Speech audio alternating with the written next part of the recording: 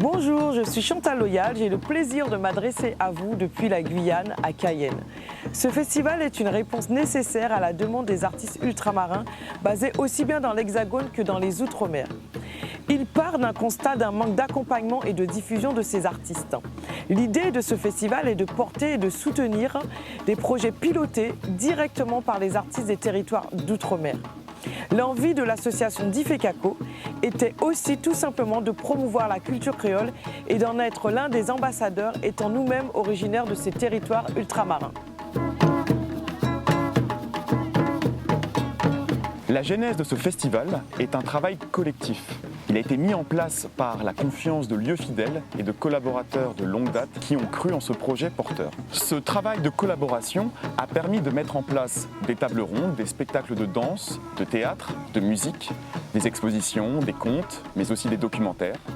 Donc une variété de propositions et d'événements qui aident à une diffusion toujours plus large de ces artistes ultramarins. Par exemple, cette dernière édition du festival a exploré la thématique des jardins secrets et les problématiques écologiques qui y sont liées, en tenant compte bien sûr des contextes sociaux, politiques, économiques et culturels.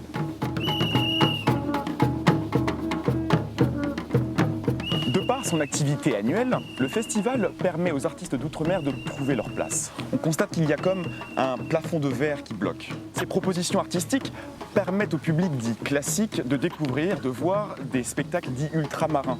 Ce festival permet donc une ouverture culturelle, une ouverture des cultures et participe à la sauvegarde et à la connaissance des patrimoines matériels et immatériels créoles. De par ces propositions artistiques, il contribue donc à un maillage territorial afin de répondre aux droits culturels pluriels de tout un chacun.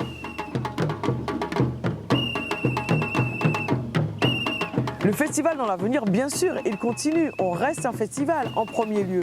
Au niveau du calendrier, le festival évolue pour devenir les mois créoles, c'est-à-dire en octobre-novembre dans l'Hexagone et en janvier dans les Outre-mer. C'est aussi un festival inclusif qui permet toujours plus de mixité et de parité parmi les artistes qui l'accompagnent.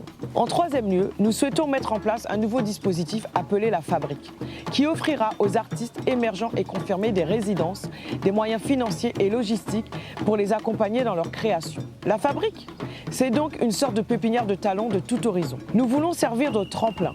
Et par ailleurs, il faut également des personnes originaires des Outre-mer dans la partie production du spectacle vivant.